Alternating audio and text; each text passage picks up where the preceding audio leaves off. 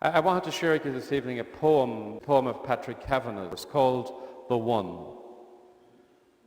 Green, blue, yellow and red, God is down in the swamps and marshes.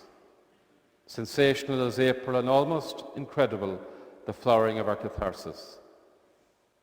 A humble scene in a backward place where no one important ever looked. The raving flowers looked up in the face of the one and the endless, the mind that has balked the profoundest of mortals. A primrose, a violet, a violent wild iris, but mostly anonymous performers. Yet an important occasion as the muse at her toilet, prepared to inform the local farmers that beautiful, beautiful, beautiful God was breathing his love by a cutaway bog. That beautiful, beautiful, beautiful God was breathing his love by a cutaway bog. Just before I came over, I looked up that poem online on my phone, and I heard a poet reading it.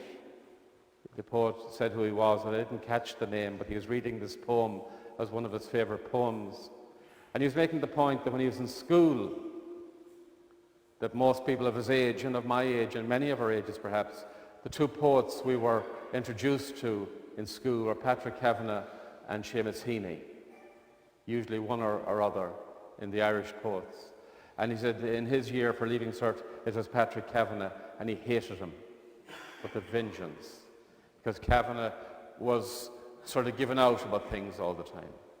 He had a sort of an angry take in his teenage mind of hearing him at the time, and he said he really, really hated him.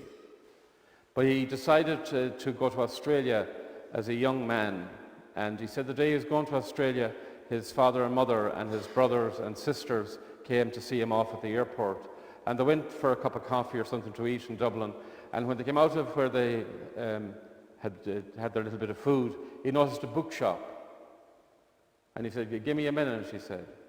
And he went into the bookshop and he bought a book of poems of Patrick Kavanagh. And his sister says to him, "I do," he said, "but I think I need to bring him with me." And somewhere in that, he came to have a great love for him. And he said that really Kavanagh, and I'm not sure this is right or not, but he said that Kavanagh was, we all know he was a genius, I think, it's fair to say that, but he was very much rejected by poets and by the educated people, because he was seen as being from the backward place. And he began to resent that, and he used to write articles slating people. But he said that about 10 years before he died, he fell in love. And that everything changed then. A lot of his writings became very deep and connected with the cutaway bog, and connected with things that were important to him all his life, that maybe he only came to see through the eyes of love. On Raglan Road, he said, of an autumn day, I saw her first and knew that her dark hair would weave a snare that I might one day rue. I saw the dangers, and yet I passed along the enchanted way, and I said, let grief be a fallen leaf at the dawning of the day. I think that's what the young poet is talking about, that moment on Raglan Road when Kavanagh felt attraction to a woman across the street that he felt he had to go and meet. And we know that he met her, and we know that the relationship went sour, but I'm not sure if that's what this young poet on the little piece I was listening to was talking about, but something clicked. And the Lord is telling us tonight that the most important commandment is the one of love. If you find love in life, love of another person, if you're lucky enough to be in a relationship like that, love of place, love of the cutaway bough, love of nature, love of God, life takes on a new meaning. And that's what the Lord is saying tonight, that the two most important commandments are love of God and love of neighbour. Everything, he says, hangs on those. So I suppose really what I'm saying tonight is I'm wishing you love. That you will see through the eyes of love all that's good in life.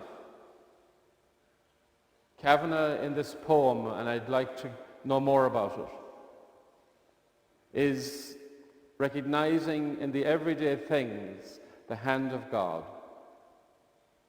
The hand of God at work. And we're been asked to do the same.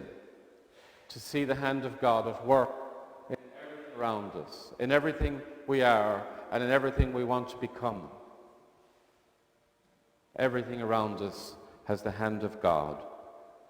I leave it with the lines again. That beautiful, beautiful, beautiful God was breathing his love by a cutaway bog.